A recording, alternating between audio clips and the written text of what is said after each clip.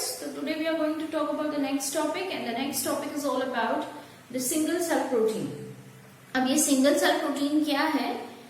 तो single cell protein ऐसे यूनिसेलुलर्स या मल्टी सेलुलर्स जिसका यूज हम कर सकते हैं फूड के प्रोडक्शन में, या तो फिर हम जिसे हाई न्यूट्रिशनल वैल्यू फूड तरीके से यूज कर सकते हैं, ऐसे प्रोटीन्स को हम कहते हैं सिंगल सेल प्रोटीन्स, या तो फिर ऐसे लिविंग ऑर्गेनिजम्स जो हम कंज्यूम करते हैं उसे हम कहते हैं single cell proteins. So let us talk about the single cell proteins over here. This single cell proteins are also called as SCP. इसे क्या कहा गया है? SCP. फर्दर अगर हम बात करें तो 25% से ज्यादा ह्यूमन पॉपुलेशन जो है वो आइदर हंगर से फेस कर रही है या तो फिर मालनरिश है. आई टोल्ड यू, हिडन हंगर या तो फिर हंगर, मतलब आइडियली उनको खाना मिल नहीं रहा है, या तो फिर वो ऐसी खाना मिल तो रहा है लेकिन वो फुल नरिशमेंट वाला खाना नहीं मिल रहा है. So they are malnourished. Okay, the next point to note over here is इतनी ज्यादा वर्ल्ड की पॉपुलेशन है कि इवन एग्रीकल्चर टेक्नोलॉजी या फिर जो कुछ भी टेक्नोलॉजी हम फूड की डायरेक्शन में बना रहे हैं, that is not sufficient to feed this huge population. Okay, तो और दूसरा क्या शिफ्ट हमने देखा है कि दूसरा एक ये शिफ्ट देखने मिला कि भाई लोग वेगन से नॉन वेज तरफ शिफ्ट हो रहे हैं. Right, people are tending to go from vegetarian to non vegetarian. Right, so उसमें भी क्या होता है कि हमें लगता है कि चलो भाई प्लांट्स कम खा रहे हैं लोग.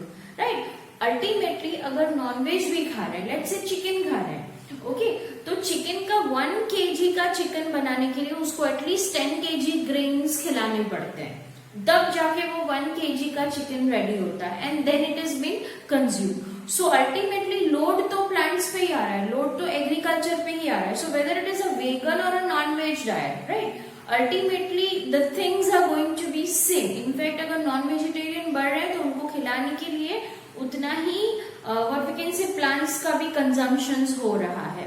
राइट, तो अब इस सिचुएशन में हम चाहे अगर सब चलो वेजिटेरियन हो गए तो उसमें क्या दिक्कत होगी? उसमें ये दिक्कत होगी कि भाई इतने सारे प्लांट्स, इतने सारे ग्रेन्स आएंगे कहाँ से? Right, so ultimately it is going to get imbalance condition. So the best option to that, अगर हम देखें कि उसका सोल्यूशन क्या है, तो the solution to that is SCP. SCP is the single cell protein and is considered as one of the best thing to cope up with this nourishment deficiency and the food deficiency. ठीक है, तो हम आगे बात करते हैं what is SCP. SCP is unicellular or multicellular biomass used for food or feeding. ठीक है, खाने के लिए जब हम यूनिसेलुलर या मल्टीसेलुलर बायोमास का मतलब होता है कोई भी लिविंग ऑर्गेनिक कंटेंट, जैसे कि आल्गे है, फंगस है, बैक्टीरिया है, अगर इसका हम यूज कर रहे हैं, हम इस्तेमाल कर रहे हैं, राइट, खाने के लिए, so that is what you call it as single cell protein. what does it gives? They are rich supplements of vitamins, minerals, carbohydrates, proteins and fats. Ultimately they are a power pack foods, let me tell you that. Okay, further अगर हम बात करें तो हम किन चीजों का इस्तेमाल कर सकते हैं? What can we use in this single cell protein? The first point that I have mentioned over here is spirulina. Okay, spirulina, what is that? It is an algae. Remember that it is an algae. अब spirulina अगर हम consume कर रहे हैं, okay, अगर हमें खाना है तो ये algae है, तो where does it grows ideally? ये कहाँ ग्रो होता है? तो it grows at the areas where there is a rich source of starch. याद रखना, जहां पे स्टार्च का सोर्स हमें ज्यादा मिलेगा वहां पे उस ऐसी जगहों पे आपको स्पाइरुलिना ग्रो करना बहुत ही इजी है. तो where is the starch source available? You can say it is available in the molasses. Right, molasses मतलब जो शुगर केन फैक्ट्रीज में से जो वेस्ट निकलता है उसके ऊपर आपको ये ग्रो कर सकते हो, वेस्ट के ऊपर. Then you can grow it on the straw, then you can grow it on the animal dung और animal manure. Further you can grow it on animal dung से ज्यादा और आप किसी भी वेस्ट में, जिसमें पोटैटो की कोई फैक्ट्री है, चिप्स की कोई फैक्ट्री है, उसमें से पोटैटो वॉश होकर उसका वेस्ट निकल रहा है, तो उस पानी में भी आप स्पाइरुलिना को ग्रो कर सकते हो। तो grow the spirulina is a dam easy process.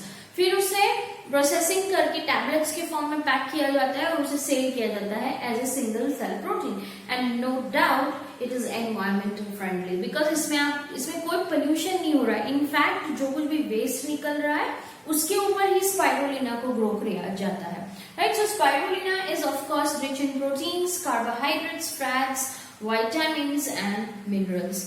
Okay, further एक एग्जाम्पल है यहाँ पे मिथाइलोफिलस मिथाइलोट्रोपिस बैक्टीरिया, ये भी कंज्यूम किया जाता है। अब ये मिथाइलोफिलस मिथाइलोट्रोपिस बैक्टीरिया की कैरेक्टरिस्टिक फीचर्स क्या है कि सिर्फ अगर आप 250 grams, that is just 250 gram of Methylophilus methylotrophus bacteria अगर आप ग्रो कर रहे हो, right, if you are growing that bacteria, it will give you 25 tons of protein. कितना प्रोटीन देगा? It will give you, this is something really important for your examination. Remember all the examples and along with that remember the names also. Okay? तो 25 tons of proteins ये batch में fermenters होते हैं बड़े बड़े pharmaceuticals में, pharmaceutical industries में बड़े बड़े फर्मेंटर्स होते हैं, उसमें ये ग्रो किया जाता है। So it's not growing in an open place, but remember that अगर 250 grams of आप अगर ये मिथाइलोफिलस मिथाइलोट्रोपिस बैक्टीरिया ले रहे हो तो वो कितना प्रोटीन प्रोड्यूस करेगा? 25 tons of protein. That is again a massive, huge, big amount of proteins produce by a very very small amount of bacteria. ठीक है, तो अगेन ये भी आप यूज कर सकते हो as a single cell protein, इसका प्रोडक्ट यूज कर सकते हैं। Next is mushroom. तो आपको पता ही है mushroom is a kind of fungi, you can also call it as agaricus. Okay, and this agaricus is rich in protein.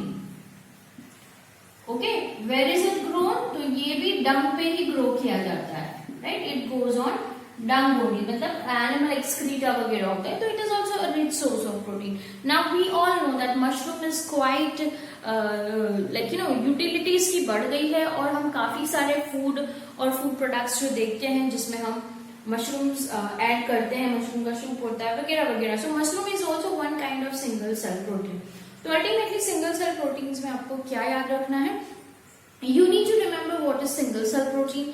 Next, what is the importance of single cell protein? क्या होगा अगर vegan non vegan diet पे switch होंगे? क्या plants के ऊपर load कम होता है? That is a misconception. Secondly हम कहेंगे कि कौन सी 3 एग्जाम्पल्स हमने देखे। So that is what about the single cell protein. और सिंगल सेल प्रोटीन के एग्जाम्पल्स आपको मिलेंगे बायोलॉजिकल क्लासिफिकेशन के चैप्टर में, या तो फिर क्लासिफिकेशन ऑफ प्लांट किंगडम के चैप्टर में अल्गेज, उसमें आप एक बार देख लेना। Certain other examples along with spirulina के सिवा भी काफी क्लोरेला जैसे अलगे का एग्जाम्पल्स दिया है जो आप सिंगल सेल प्रोटीन्स तरीके से यूज कर सकते हैं। So this was all about the single cell proteins. After completing the topic of we can say single cell protein, now we will start with the next topic, that is tissue culture. Now what do we mean by tissue culture? जैसे अगर हम यहाँ पे देखें 2 word है tissue और culture. Okay, so tissue का मतलब क्या है कि it is a part of a plant. Okay, और कल्चर करना मतलब ग्रो करना। लेकिन कैसे ग्रो करना? किसी आर्टिफिशियल कंडीशन में, किसी कंट्रोल कंडीशंस में, किसी सेप्टिक हाइजीनिक कंडीशन में, न्यूट्रिएंट मीडियम के ऊपर अगर हम किसी चीज को ग्रो कर रहे हैं तो it is known as tissue culture. ठीक है, so to grow in artificial medium, okay, तो इसे हम कहते हैं tissue culture. This is what you call it as tissue culture. तो टिश्यू कल्चर में मेन चीज क्या फोकस होती है कि हमें किसी भी चीज को ग्रो करना है। नाउ प्लांट के किसी भी पार्ट को आप ग्रो कर सकते हो, ये प्रूव हुआ है। ठीक है, it is legally proved, it is ideally proved कि प्लांट के किसी भी पार्ट को आप ग्रो कर सकते हो आर्टिफिशियल मीडियम के अंदर। तो मैं आपको यहाँ पे 2 चीज कह रही हूँ, प्लांट का कोई भी पार्ट और सेकेंड चीज मैं कह रही हूँ आर्टिफिशियल मीडियम, दो चीज रिक्वायर्ड है, ठीक है। तो यहाँ पे हम दो चीज लिखते हैं। The first is explant, okay, ये सब चीजें इंपॉर्टेंट है। ये चैप्टर से शायद 4 मार्क्स का क्वेश्चन आ सकता है, this is the most probable question जो पूछा जा सकता है टेस्ट में भी। सो एक्सप्लांट, एक्सप्लांट का मतलब क्या है? Any part of the plant that has the capacity to grow, okay. Plant का कोई भी पार्ट जिसके पास कैपेसिटी है ग्रो करने की, डिवाइड होने की, तो हम कह सकते हैं उसे हम क्या कहते हैं? It is known as explant. So any part of plant, any part of plant that has the capacity to develop into a plant, जैसे कि वो कुछ भी हो सकता है, वो रूट हो सकता है, वो प्लांट, वो रूट हो सकता है, स्टेम हो सकता है, लीफ हो सकता है, पोलन ग्रेन्स हो सकती है, एम्ब्रियो हो सकता है, कुछ भी part, okay. Any part of the plant, अगर हम उसका छोटा सा पार्ट किसी न्यूट्रिएंट मीडियम के अंदर रखें और उसमें से वो ग्रो होके पूरा प्लांट बना दे, so that is what you call it as explant. तो एक्सप्लांट कुछ भी हो सकता है। Explant can be root, it can be stem, it can be leaf etcetera, ठीक है। It can be anything. So this is what you call it as explant. अब explant के पास कौन सी प्रॉपर्टी होनी चाहिए कि वो ग्रो हो सके, ओके। तो कोई भी चीज, जैसे कि हम कहते हैं कि हम जाइगोट में से बने हैं, right. What is zygote? Zygote is a single cell, और उसमें से फिर 9 मंथ्स के बाद एक बेबी प्रोड्यूस हो जाता है। That is what we have seen in the chapter of reproduction, ठीक है, जिसमें हमने प्रेगनेंसी में ये पढ़ा था, ठीक है। तो the property of explant is what it is called as totipotency. उसे क्या कहा गया है? Totipotency. Now what do you mean by totipotency? Totipotency का मतलब होता है एक सिंगल सेल डिवाइड और डिफरेंशिएट होकर, okay, let me tell you, divide और डिफरेंशिएट होकर एक पूरी बॉडी अगर फॉर्म करता है तो हम उसे कहते हैं, उस कैपेसिटी को हम कहते हैं totipotency, okay. So let's say when a single cell has the capacity to divide and differentiate, okay, divide और differentiate होकर वो अगर एक पूरा प्लांट बॉडी बना रहा है तो इस प्रॉपर्टी को हम कहेंगे टोटीपोटेंसी। तो टोटीपोटेंसी का मतलब क्या हुआ? I repeat once again, totipotency is the capacity of a cell to divide and differentiate and produce one whole body। फिर वो टोटीपोटेंसी जाइगोट में भी हो सकती है, जैसे कि ह्यूमन जाइगोट, और ऐसे एक सिंगल सेल में भी हो सकती है। हम अब जैसे कि हमने let's say that we have taken a part of a plant, जिसे हम कहते हैं कि भाई there is a part of a plant, stem का हमने एक सेल ले लिया, उसमें से ग्रो किया, तो स्टेम एक्सप्लांट हुआ, और उसका जो सेल जिसने कैपेसिटी से ग्रो करके वापस एक प्लांट प्रोड्यूस किया, that is what you call it as totipotency. So totipotency का आइडियल रिक्वायरमेंट क्या है? सेल डिवीजन, और फिर आएगा सेल डिफरेंशिएशन, ठीक है। तो explant, totipotency. Now next is what? As I told you कि इस एक्सप्लांट को मैं ग्रो करूंगी किस चीज में? तो I grow in a nutrient medium, I'll grow in a nutrient medium। तो what is this nutrient medium? ये nutrient medium क्या होता है? किसी भी चीज का मिक्सचर जिसके अंदर अगार अगार है। अगार अगार आपको पता है, it is been produce from seaweeds, जैसे हम कहते हैं जेलीडियम और ग्रेसिलेरिया टाइप की algae जो होती है, उसमें से अगार अगार बनता है, ओके।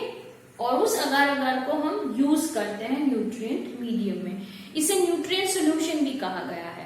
न्यूट्रिएंट मीडियम वो होता है जो सॉलिड होता है, और सोल्यूशन मतलब जो लिक्विड होता है, जिसमें हम अगार अगार नहीं डालते।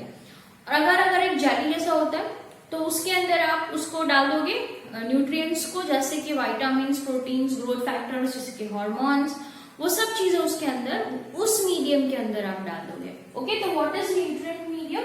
मैं एक पेट्री प्लेट ड्रॉ करती हूँ, ठीक है, और इस पेट्री प्लेट के अंदर मैं क्या डालूंगी वो मैं यहाँ पे लिखती हूँ. तो it will have agar gel. Next इसमें होगा vitamins.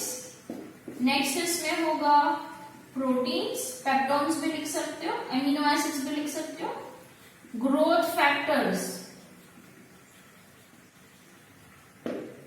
Okay, what is mean by growth factors? यहाँ पे will talk about hormones. Hormones कैसे याद रखना है, not written on the board but you point it out in your notebook. Hormones कैसे? Hormones जैसे कि साइटोकाइनेंस जो सेल ग्रोथ करेंगे, साइटोकाइनेंस. फिर आप लिख सकते हो auxins, 2,4-D that is two four dichlorophenoxy acetic acid. So हम बात कर रहे थे हॉर्मोन्स के बारे में. हॉर्मोन्स जैसे कि साइटोकाइनेंस, जैसे कि 2,4-D that is two four dichlorophenoxy acetic acid. I repeat again, लिख लेना 2,4-D that is two four dichlorophenoxy acetic acid. ठीक है. दूसरा होता है साइटोकाइनेंस. तीसरा होता है ऑक्सिन्स. ऐसे जो प्लांट ग्रोथ प्रमोटर हॉर्मोन्स होते हैं that are all used in this kind of nutrient medium, ताकि ग्रोथ अच्छे से हो. ओके, ताकि ग्रोथ हो प्लांट्स के अंदर. सो that is why it is used. Okay, so you can say that this is about the nutrient medium. तो सबसे पहला what is tissue culture, second is what is explant, next property. कौन सी property tissue culture में use की जाती है? and you need to remember that it is totipotency or the principle behind tissue culture is totipotency. next is nutrient medium. nutrient medium आप solid होगा तो अगार अगार डालेंगे, और अगर लिक्विड है तो हम अगार अगार नहीं डालेंगे, वो फ्लास्क में होता है. ओके, अब टिश्यू कल्चर की कितनी मेथड्स हैं हम वो देखते हैं. तो first thing is we are going to talk about the methods of tissue culture. और उसमें सबसे पहले मेथड्स में we will be studying about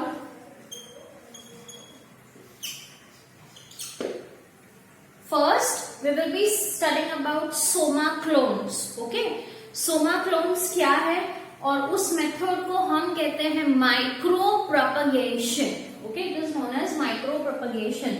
so you need to remember the first method is called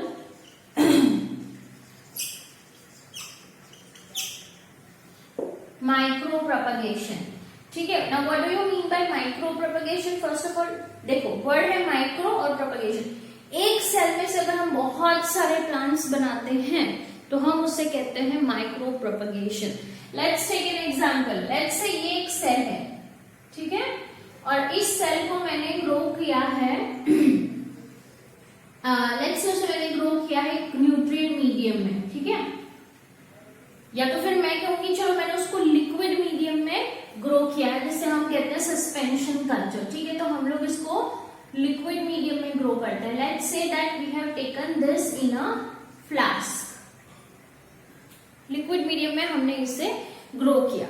ठीक है, अब लिक्विड मीडियम में grow करेंगे तो हम इसको कंटिन्यूअसली शेक करेंगे. Okay, we call it as agitation. तो इसे हम शेक करेंगे, और इस वजह से इस न्यूट्रिएंट मीडियम में I am writing here an medium.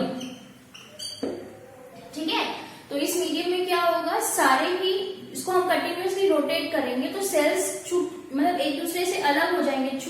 हम कहते हैं वो लेट्स से वो सेपरेट हो जाते हैं, एक दूसरे से सेग्रीगेट हो जाते हैं. ओके, तो हम यहाँ पे बात करते हैं. लेट्स से ये हमारा वही फ्लास्क है और इसमें हमने इसको ग्रो किया तो बहुत सारे सेल्स हमें मिले न्यूट्रिएंट मीडियम में. ठीक है, अब इसमें जो ये हमें नए सेल्स मिले हैं, ठीक है, ये अनडिफरेंशिएटेड डिफरेंशिएटेड सेल्स है, सब छोटा छोटा सेल्स है. ओके, अब इसी से एक सेल को हम अलग ग्रो करेंगे, दूसरे सेल को अलग ग्रो करेंगे, और तीसरे सेल को अलग ग्रो करेंगे. जितने भी सेल्स हमें मिले हैं उसे हम अलग अलग न्यूट्रिएंट मीडियम में ग्रो करेंगे. ठीक है, सबसे पहले एक ही सेल लिया या एक्सप्लांट लिया, उसको हमने ग्रो किया. उसकी वजह से जब वो ग्रो हुए तो उसके हर एक सेल्स अलग अलग हो गए हैं. And each of the cell is then cultured in this nutrient medium जो पेट्री प्लेट में रखा है. अब थोड़े टाइम के बाद हमें इसमें से भी एक प्लांट मिलेगा, इसमें से भी प्लांट मिलेगा, इसमें से भी प्लांट मिलेगा, फिर इसमें से भी प्लांट मिलेगा टिश्यू कल्चर में से। ये प्लांट्स कैसे हैं? सोमैटिक सेल्स, प्लांट के किसी भी बॉडी पार्ट से बने हुए सेल्स में से बने हुए प्लांट है। आइडियली देखो, parent cell was one single, ठीक है, उसमें से हमने बहुत सारे सेल्स डिफरेंशिएट करके बहुत सारे प्लांट्स बनाए। ये प्लांट्स कैसे हैं? सब सेम। सो सोमैटिक सेल्स में से बनने वाले जेनेटिकली मॉर्फोलॉजिकली सारे same plants is what you call it as soma clones. Okay, तो ये जो सारे हैं, ये सारे plants, these are known as soma clones. What are these called? They are known as soma clones. So I hope it is very much clear. Soma clones, somatic cells, root, stem, leaf, कुछ भी एक plant में लिया है, अगर उसमें से कोई एक नया प्लांट आपको मिलता है, बहुत सारे प्लांट्स मिलते हैं सेम टाइप के, तो माइक्रो प्रोपगेशन मेथड का नाम है। और सोमा क्लोन्स क्या है? सोमा क्लोन्स जो हमें प्रोपगेशन से मिले हुए प्लांट्स जो है, that is what you call it as soma clones. Okay. Now, the next method is to create disease-free condition. कैसी condition?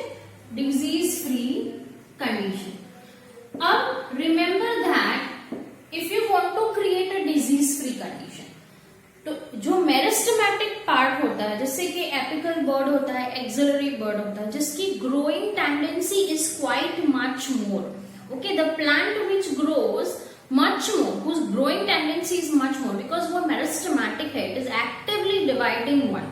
Okay, तो उस टाइप का अगर आप प्लांट का पार्ट लेते हो, ठीक है, लेट्स से ये एक प्लांट है, यहां से ये पूरा इन्फेक्टेड है और ये इसका एपिकल मेरिस्टम है,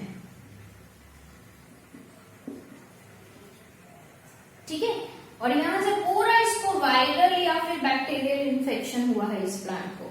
तो मैं क्या करूंगी? I am going to take this apical meristem as my explant, और इसमें से I am going to go for any method of tissue culture and I am going to grow a new plant. इसमें से ही मैं एक नया plant grow करूंगी, ठीक है, और ये प्लांट जो होगा वो कैसा होगा? That is going to be a disease free plant. क्यों?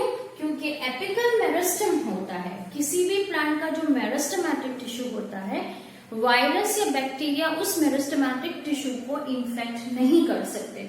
इसलिए अगर आप उस प्लांट को ग्रो करना चाहते हो, वापस अगर पाना चाहते हो, तो what you have to do is remove the infected part and just take the meristematic part, उसको ग्रो करो टिश्यू कल्चर मेथड से, you will get viral free infection plant.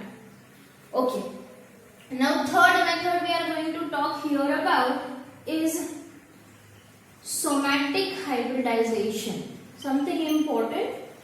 Okay, somatic hybridization. Now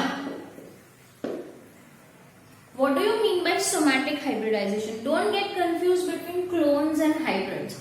Hybrids क्या है कि दो plants जो related है, okay, एक ही फैमिली को बिलोंग करते हैं, रिमेंबर दैट। ओके, यहां पे हम हाइब्रिड्स किसका करते हैं? टू रिलेटेड प्लांट्स, मतलब रिलेटेड मतलब जो एक ही फैमिली के हो, वैसे प्लांट्स का हमें फ्यूजन करना है। तो we know that the plants that belongs to Solanaceae family is potato and tomato, right?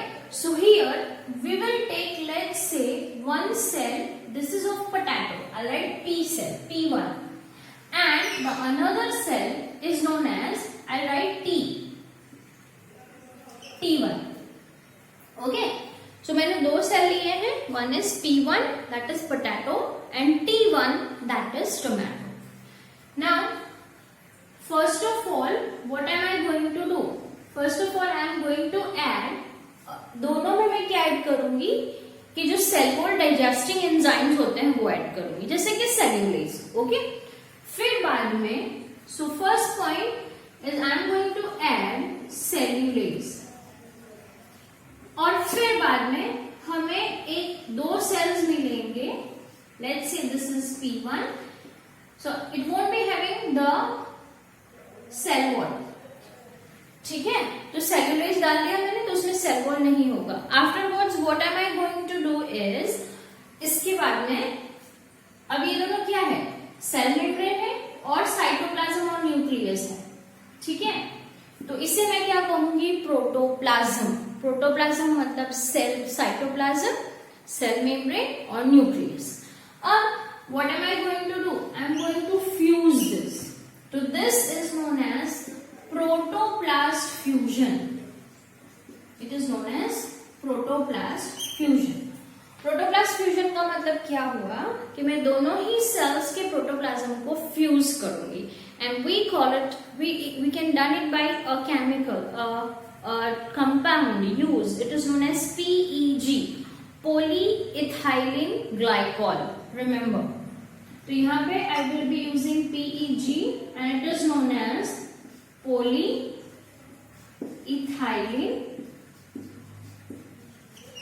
glycol. So what will happen? These two cells will be fused through its protoplasm.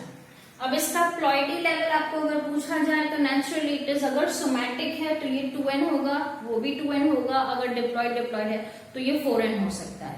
अगर plant की body haploid है, NN है, तो ये 2n होगा. मतलब it's ploidy level will increase. ठीक है, प्लॉइडी लेवल आपको पता है, नंबर ऑफ क्रोमोसोम. ओके, तो फिर ये हमने प्रोटोप्लास्ट फ्यूजन किया. अब इसी सेल को मैं ग्रो करूंगी टिश्यू कल्चर में. ठीक है, I grow it and I will develop a plant from this. तो ये प्लांट, जैसे मैंने आपको जस्ट एक एग्जांपल दिया कि पोटैटो एंड टोमेटो, तो ऐसे ही एक प्लांट डेवलप किया गया था बाय सोमैटिक हाइब्रिडाइजेशन, जिसे हमने कहा है पोमैटो. ओके, तो अंडरग्राउंड क्या हो गए, पोटैटो हो गए, और अबोव द ग्राउंड क्या हो गए, टोमेटो हो गए. सो इस तरीके के प्लांट्स जैसे कि pomato can be developed using this kind of somatic hybridization technique. तो एग्जाम्पल मैं आपको सिर्फ यहाँ पे सिंपल सा लिख दूंगी, that is tomato. But let me tell you, tomato भले ही सोमैटिक हाइब्रिडाइजेशन से किया हुआ, बनाया हुआ एक प्लांट है, but it was though not very successful. ठीक है, so this is about somatic hybridization. Now remember that what is mean by tissue culture. ठीक है, टिश्यू कल्चर का मतलब क्या है कि हमें कंट्रोल कंडीशन में, कंट्रोल कंडीशन का मतलब होता है रेगुलेटेड पीएच, रेगुलेटेड टेम्परेचर. तो मैं यहाँ पे लिख देती हूँ आर्टिफिशियल मीडियम में कैसी कंडीशन में, तो भाई it is growing in a control condition. Control condition का आइडियल मतलब क्या होगा, what are we going to talk about is in a suitable pH and temperature. अब हम पीएच कितनी लेते हैं, तो it should be alkaline pH. Okay, it should be alkaline pH होनी चाहिए. नेक्स्ट टेम्परेचर, टेम्परेचर 28 तक, 28-29 तक हो तो चलेगा, but it should not exceed that, क्योंकि वो सूटेबल होता है एंजाइम एक्टिविटी के लिए. तो एक कंट्रोल कंडीशंस में हम किसी भी सेल को अगर ग्रो करते हैं हाइजीनिक कंडीशन में, bacteria, viral, contamination free condition में अगर हम उसे ग्रो करते हैं तो हम उसे कहते हैं tissue culture. Okay, explant, what do you mean by explant, किसी भी part, any part of the plant which has capacity to grow is known as explant. कौन से प्रिंसिपल पे टिश्यू कल्चर वर्क करता है, it works on the principle of totipotency. Totipotency क्या है, एक सेल की कैपेसिटी पूरा एक बॉडी बनाने के काबिल. Okay, nutrient medium, nutrient medium में पीएच, टेम्परेचर रेगुलेटेड होना चाहिए, उसमें amino acids, fats, carbohydrates, proteins वगैरह ऐड किया जाता है. अगर सॉलिड बनाना है जेल जैसा तो we will add agar agar, अगर हमें लिक्विड रखना है तो we will not add agar agar in that. Next methods हमने देखी, माइक्रो प्रोपगेशन जिसमें हमने बनाए सोमा क्लोन्स, मेरिस्टेम कल्चर जिसमें हमने viral free condition ideally. Okay, remember that disease free condition या वायरल फ्री कंडीशन अगर करना है तो we will go for the method called meristem culture. और नेक्स्ट है सोमैटिक हाइब्रिडाइजेशन, जिसमें हम दो सेल्स को फ्यूज करके एक हाइब्रिड क्रिएट करते हैं। So this was all about today's lecture and we call it as tissue culture. Do not miss the examples which are given in your text book.